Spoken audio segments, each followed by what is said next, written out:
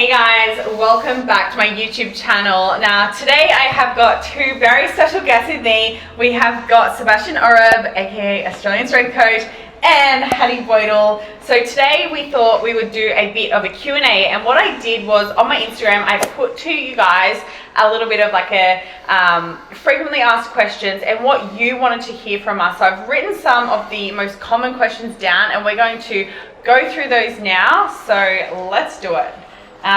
First question is going to be about our favorite cues for squat. I like that question. That's my favorite exercise as well. Okay, you can go first. All right, I'll go first. Did I just butt in then?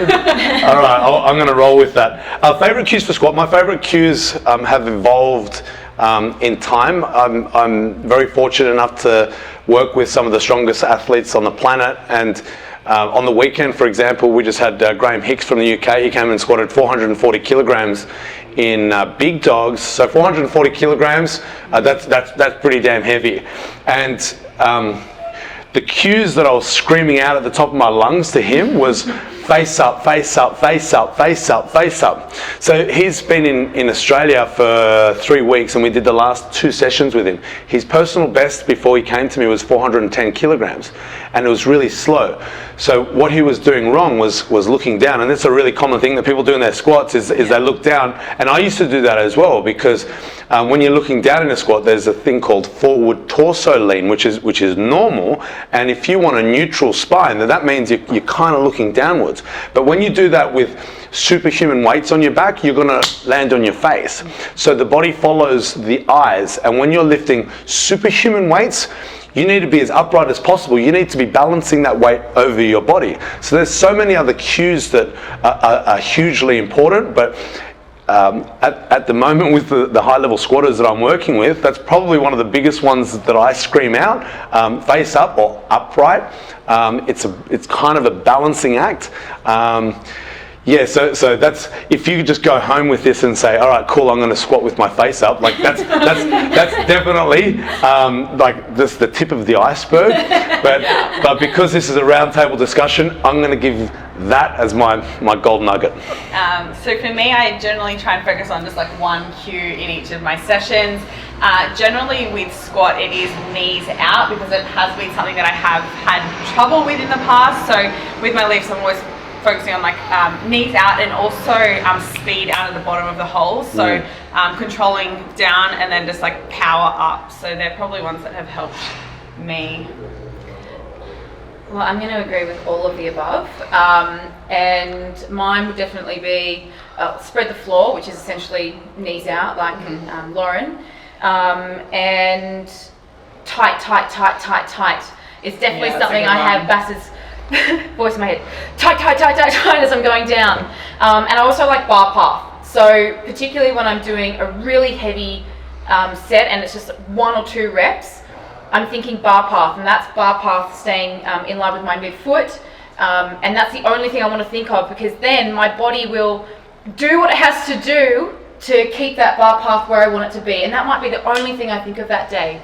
And it's funny that you talk about face down, because when Bass and I started lifting together in 2014, my cue was face down, because I had to teach myself how to go into a low bar position, and I had never done that before. And so, push your hips back and use your hips.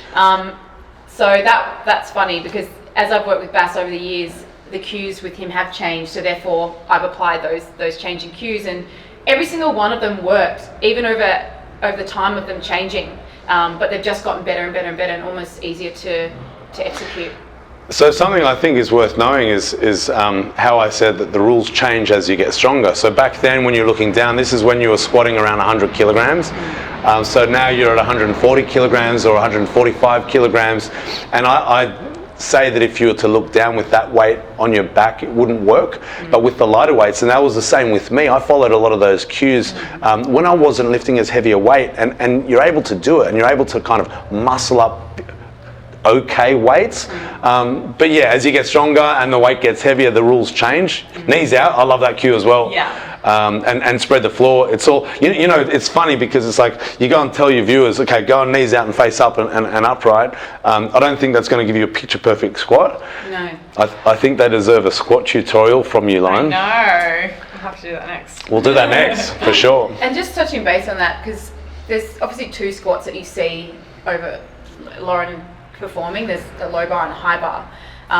The knees out cue and face up applies to both of those. Yeah, I reckon. Cues, both of those squats. Yeah. And same with bar tight. Yeah. Tightness. Yeah. All right, next up we've got our favorite cues for deadlift. I'll start with mine. So I have been actually transitioning over and doing sumo deadlift for the last couple of weeks. So for me, I guess like cues would be open at the hips. Again, I have trouble with keeping my knees out, the hips out, and I do think it's sometimes because I am so lanky and I'm just not very mobile in my hips. So something that I am working on. So yeah, definitely like just opening at the hips with my sumo stance. And with something like conventional as well, and same with sumo, like just spreading the floor apart. That's always something that's at the back of my mind when I'm lifting. Yeah, definitely. Opening the hips, pushing the knees out, anything when there's a bend pattern in the hips. Yeah. I think it's important to understand how to bend properly and knees out. Don't exaggerate that. With a sumo, it is exaggerated. So that's why it is important to exaggerate it. But even for a conventional, I tell my lifters to think about pushing the knees very slightly outwards against the inside of their locked elbows. Not so hard that it's going to bend your arms, but just so there's always kind of that outwards pressure. Tension pushing outwards, exactly. But one of my favorite cues is to keep the bar close. How do we do that? Think about pulling your armpits towards your pelvis. So that does a lot of things. It activates your lats, that cue, but it also, pulling the bar close to your body throughout the entire movement is important because you want to keep the bar on your center of gravity. If the bar moves away from your center of gravity, it gets a lot heavier and a lot less efficient. And if you're trying to go for a maximum deadlift and the bar shifts away from your body, you're just not going to be able to get that weight off the ground. If it's not maximal, you can muscle it up and it'll be bad technique and people don't understand those things. But when you're going for a true max, that's got to have to be my number one top cue for a deadlift. Armpits to pelvis, which activates the lats and keeps the bar closed. Has a carryover. Exactly, to so many different things. It's like picking the cue that's going to give you the most bang for your buck. Yeah. The one that's resonated with me the most that you taught me was long neck. It sounds really weird, but it's just made my deadlift so much better. And when I sumo, rather than just thinking knees out, it's knees out and back. So it's really spreading my hips open and keeping that bar really close to my body. It's funny when you say long neck, there's a guy on Instagram going around, his name is Long Neck, and every time you say it, I think of this skanky looking dude. Crown to the roof. Crown of the head to the ceiling. To the ceiling. Yeah, but that one doesn't. No, yeah, I know. No, it's whatever resonates with you, and that's what you guys think about. And it's like I listen to you girls, you both say it as well, long neck, and it's like, I'd say it differently, but you're doing the right thing. So sometimes people get caught up with the word games. It's like, oh, that's not the right word.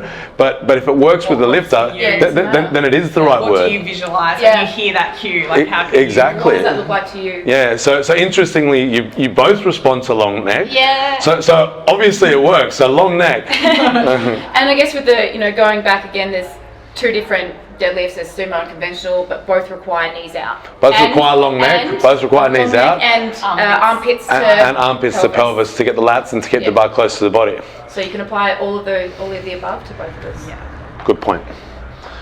This is one for the girls. Why should girls lift weights? Why should girls lift? Why shouldn't they lift weights? For a number of reasons, in my eyes. Performance-based. Having a skill to learn, being in tune with your body, mind to muscle connection, challenge, seeing what you're physically capable of achieving. That's what weights creates, the bubbles, the curves, the shape, the strength, so many health benefits. But yeah, definitely strength, which can be applied to bodybuilding or just pure strength work, is so good for your well-being. And it's not about the way you look, even though how you perform will eventually carry over to how you look. So it all goes hand in hand. Yeah, same. Basically with you. Like aside from all the health benefits and the benefits like from lifting weights, physically, I think mentally as well. It's just It gives people something to really, as you said, like work towards, and there's nothing better than lifting weights and lifting a weight that you never thought possible. So I feel like it's always been something that's very empowering for you to come in here, squat or deadlift, and then walk away. You feel really good. You've achieved something, and for example, we both do like bodybuilding comps, so that is something like when you're lifting, you either get the number or you don't. So I find that having like a target, having progress, to come in here and hit a number each week is really motivating with what we do. I also love the art of practice, right? Practicing, refining, learning to become a beginner to, advance to a master is like an ongoing progression. Like you only fail when you completely stop trying. And it's something that you can continue to progress for as long as you train. And training is a challenge, not just physically, but mentally. And there's so much self-development in that. Yeah. Like, that's what I love about training. I've been training for 13 years and I love it more than ever, because as you perform and refine your skill at training, the door just opens up to so many more possibilities of doing so much more. Yeah. And it's so exciting. I've just been quietly observing both of your answers to that question, and I really love it because I don't really want to contribute too much because I'm not a chick, and I can tell you why I think it's good to lift with weights, but it's kind of that's coming from a male's perspective. But what's really cool about both of your answers is both of your goals is to basically look good on stage in a bikini and be judged on your appearance. Your performance has nothing to do with how well you place, and you've both got experience in being first on the planet, which is a pretty damn cool title. And when you girls are both asked that question of why should girls lift weights, both of your answers have been performance based.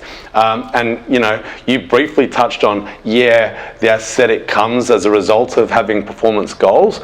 But both of your answers was really focused on just being better, moving better, being stronger, developing a skill and stuff that a lot of people I don't think would expect, and I don't expect it, and that's why I like to sit back and shut up and listen to the girls give the answers about the girls. But I think that's really cool. Hats off, chicks. Big girls. Why do people deadlift with bare feet? Do you want to start with this one? Sure. So I've got two reasons for that. Let's start with the analogy of imagine deadlifting on a bed mattress. Imagine how unstable that would feel. That's an exaggerated analogy. I'm calling the soles of your shoes like a cushion, like a bed mattress. Obviously, they're not that thick, but to put it simply, the thicker the sole, the less stable you are. One more reason, the thicker the sole, the further you are away from the ground, the further you must travel. Every millimeter counts. I think that covers that. Yeah. I think that covers that. Yeah. Next one is how to progress with your squat or deadlift. Who wants to go? Technique is king. Refining your technique.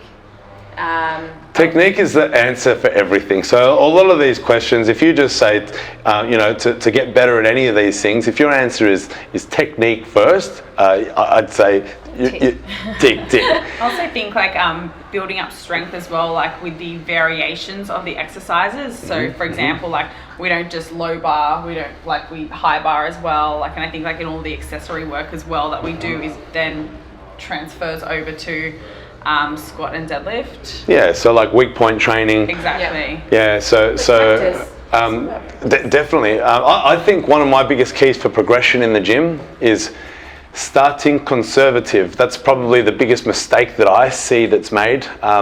You girls are, I don't know, I think a lot of people take it for granted, but you girls are quite advanced now with your strength that you don't think about it, but you don't come in every session and go to fail. I used to, I know I did, and I'm sure I've done a lot of sessions with you where we've worked to fail. Not anymore. I don't know how you were brought up with your strength training. I haven't done many either till failure. So I think that's an important thing, and the tip for that is to start conservative. Yeah. So let's use an example. Let's just say I gave a program of 5 sets of 5 for a squat. And I said to you, how heavy can you lift for that? And you said to me, probably 100 kilograms. And it's like, okay, so you go out and do 100 kilograms and it's hard and you're grinding away and you hit it. And then what are you going to move to next week? maybe 101, 102, I don't know, whatever small increments you have in the gym. And if you are grinding away on 100 kilograms, if you go heavier than that, I guarantee you're going to be grinding away on heavier than that as well. Yeah. So the way that I like to do is, okay, you can do 100 kilograms, cool, let's save that for week 2 or even week 3. Let's do 5 or 10 kilos less than that on week 1. Nail that with beautiful technique, because if you can do 100, how do you think it's going to look if you do 90 kilograms? Like, you're going to execute that with perfect technique, and that gives you a whole week of practice with perfect technique. And then you go and do 100 the second week or even the third week, and then on the 4th week of the program, then you progress by 105 or 110 or whatever it is. That's where you get the progression. So there's my golden rule for progression. Start conservative, give yourself room to move. You don't have to go to the gym every session and work to fail and push to your limits. You should always work under your limits. That's it. Okay, so next up, benefit of doing high bar versus low bar squat. So for those of you who don't know, so high bar, the bar is sitting up on the base of your neck, so a little bit higher, as opposed to low bar, which is further down, kind of like near your rear delts. So there are a few differences with those. Low bar is more posterior dominant. There's more hip hinge, which requires more glute and essentially more posterior chain. So you can, I always think of your analogy like a truck. So trucks can move the heavier weight, they're a little bit slower.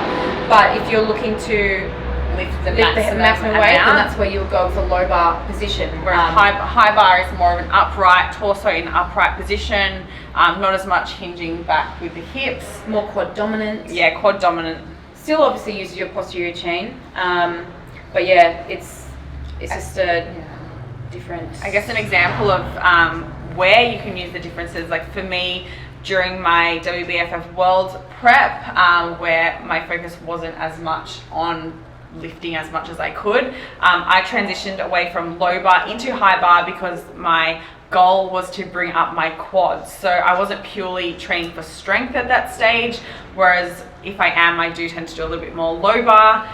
So I wanted quads, and high bar was my go-to. Yeah, so from an aesthetic standpoint, high bar squat is quadriceps dominant. It doesn't mean to say that your butt is out of the equation. It's just not as much in a high bar squat than in a low bar squat. And a low bar squat, because of the nature of where you're resting the bar, to balance that barbell over your center of gravity, you need to be slightly leaning forward. And that forward torso lean means that it becomes more hip bend, and the muscles surrounding the hips are responsible for lifting the heaviest weights.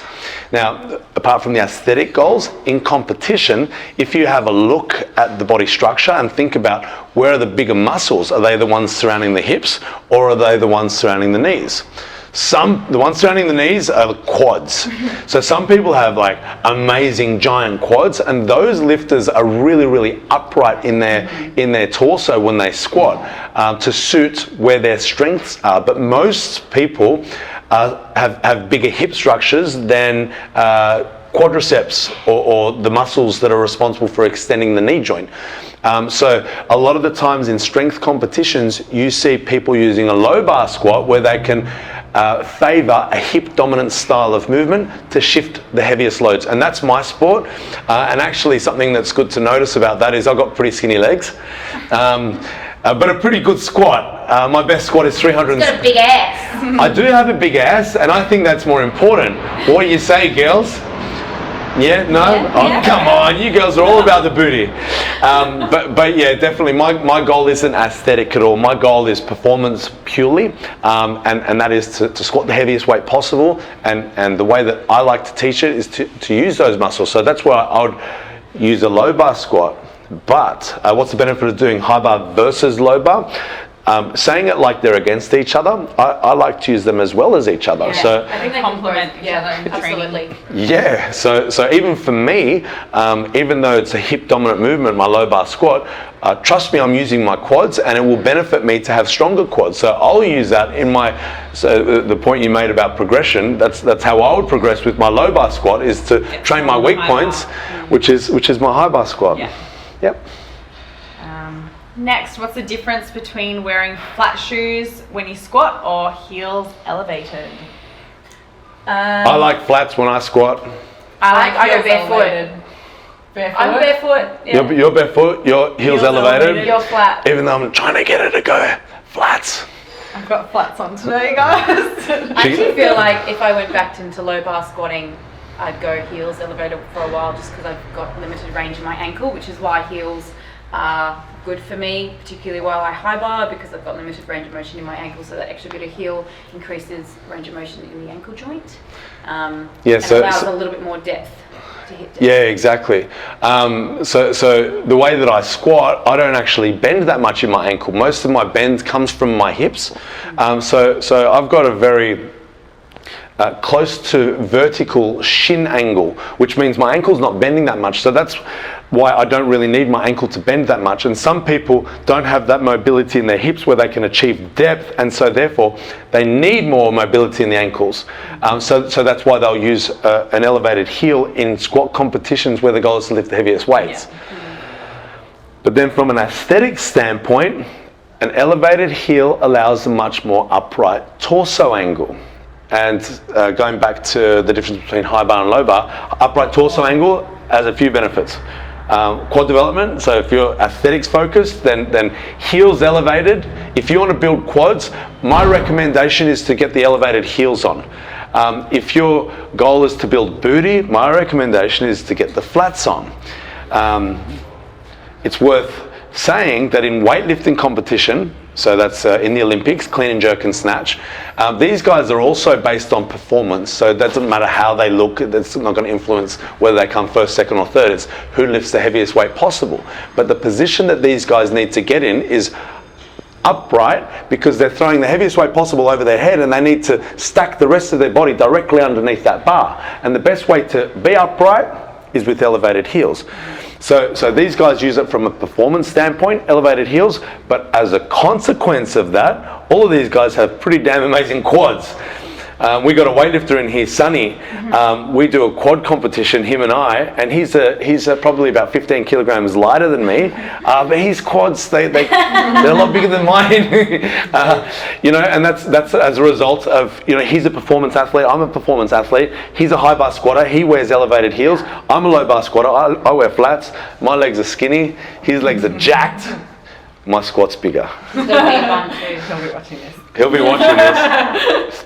Comment below, Sonny. How to build confidence under the bar was one of the common questions, actually. I feel like a lot of people tend to get that mental block when they squat. Like maybe you have capped out at, say, something like 60 kilos, that's where you feel comfortable, and then it's just really a mindset thing. For me, again, I think it's back to what you said about not failing, taking things to failure every single session. You want to leave the session feeling confident. Like when you walk out of there knowing that you've hit all your lifts, like you feel good, you feel comfortable and confident under the weights. I think that goes back to following progression under the bar with your weights and obviously technique as well. So not teaching yourself to fail, teaching yourself to lift the heaviest weight possible with perfect technique, and allowing room for progress. So as Beth said, starting conservatively week 1, and then over that time, whether it's 4 weeks, 8 weeks, 12 weeks, whatever it is to hit your goal, is allowing room for constant progression and not going up in huge jumps. Like you don't need to lift 10 kilos more, particularly for females. Even going up like 1.25 or 2.5 kilos every week. Increments can be small, they all add up. They can be small, it all adds up. You're progressive overloading. You're adding weight to the bar every single week without technical breakdown. That is going to allow you to build confidence. And also, it's going to get to a point where you're always hitting PBs, right? Like to get to this dream weight that you have in your head, you have to progress there. It's like climbing the mountain, you can't just jump there. So in that time, what you're trying to do is build confidence under the bar, visualize yourself squatting. I like to use visualization when I'm going for a heavy squat, and I visualize myself struggling, because I'm going to struggle. Like it's not going to be this easy thing. It's like, but I know I'm going to get there. And the constant practicing day in or day out, week in, week out of those cues that we went over, adding a little bit of weight to the bar every week, allowing room for progress, allowing some weeks that are easier and some weeks that are more challenging. That all adds up to the big picture when it comes to building confidence under the bar.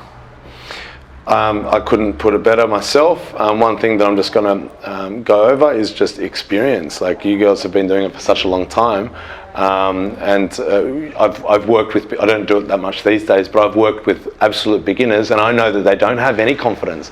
But I know that when they have someone standing behind them, like me or a coach or whoever, that's able to just take the bar off their back if they fail the lift, is a huge confidence booster. And I know that a lot of the athletes, I won't even call them athletes, like beginners that I've coached over the years, that's the hugest confidence booster for them, and they wouldn't be able to do it without the coach behind them. But then in time, they learn how strong they are, they learn what the correct techniques are, and that's ain't nothing to it but to do it.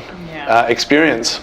That's right. And also, setting yourself up, like in the squat rack, if you don't have someone behind you, but there's safety bars there. Like, set yourself up so that you're in a position, if something happens, you're safe. But at the end, if you're practicing with perfect technique and allowing progression, you're going to get to a weight where you know you can get it. You've never done it before, but you're confident in the fact that, this is the next number and you can go for it. Yeah, so I'm going to go over that again, is training to succeed.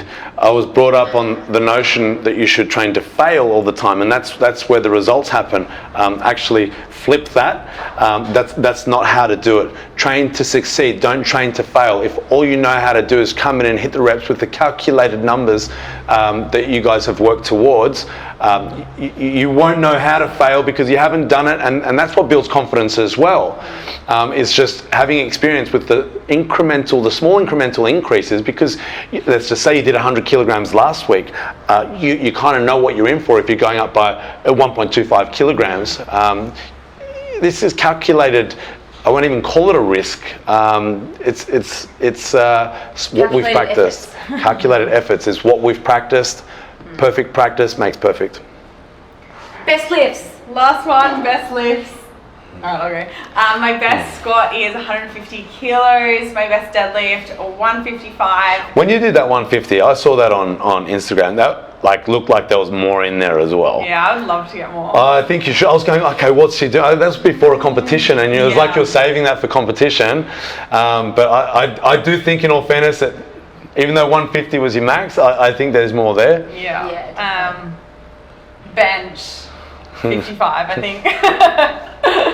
She rolls her eyes at that, but in my experience with working with a lot of girls that are high-level bench pressers, I don't care. Like, when people come to me, I want to get a strong bench, I'm going to train you to get a strong bench. But in my experience, 99 times out of 100, when I work with girls bench pressers, they eventually complain to me that they're building muscles that they don't really want to build. So it makes sense. It's not a priority for me in my training. Yeah, so I don't think that's such a bad thing. That you're still Lauren is still an aesthetics competitor, and if she builds the wrong muscles, because girls can build muscle, if she builds the wrong muscles, it's going to work against her. But fortunately, the best badass exercises we have, the squats and deadlift, build the right muscles for you for show. But so like my understanding of what you girls are doing, if you get 100 kilo bench press, you're going to look a little bit different, and the judges won't like how you look.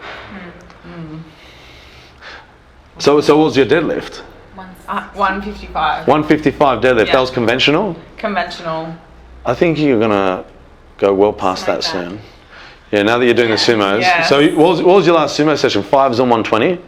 It looked like easy. Very, very easy. She actually picked it up with her finger. Yeah, it's quite funny how she does it. I'm like... Yeah, but I think 155 will be a thing of the past soon. It better be. Yeah, hoping for some big numbers we are this year. What are your best? Far out. My best is 145, which I've hit so many 145 times. Squat? 145 squat. I have to get 150 by the end of the year. This is the death of me. My best deadlift is 150 for doubles. I'm not really a big deadlifter. I've only just started deadlifting. But you still haven't been deadlifting your maxes. Like, neither of you. You've just been working to be better at it. And maxing out is just a test of strength. It's not how you actually improve. So if a lot of people out there are just coming in to try and get stronger, and they're just doing their heavy singles, you don't get stronger that way. So now you girls are getting stronger. here's a program for you. 3 weeks ago, you started at 100 kilos for 3 sets of 5. Then the next week, 110 kilos for 3 sets of 5. And then the next week was 120 kilos for 3 sets of 5. Like, think of those increments. That was 10 kilo jumps every week. Trust me, they didn't get 10 kilos stronger, but they're starting conservative. I bet you'd be able to do 130 kilos for 5s. We're going to find out today. You're going to have seen that on Instagram before the YouTube video comes out, I would say. But stay tuned. I've just set your program for you today, 130 kilos for 5. Are you up for it? Yeah. Are you up for it? All right, good.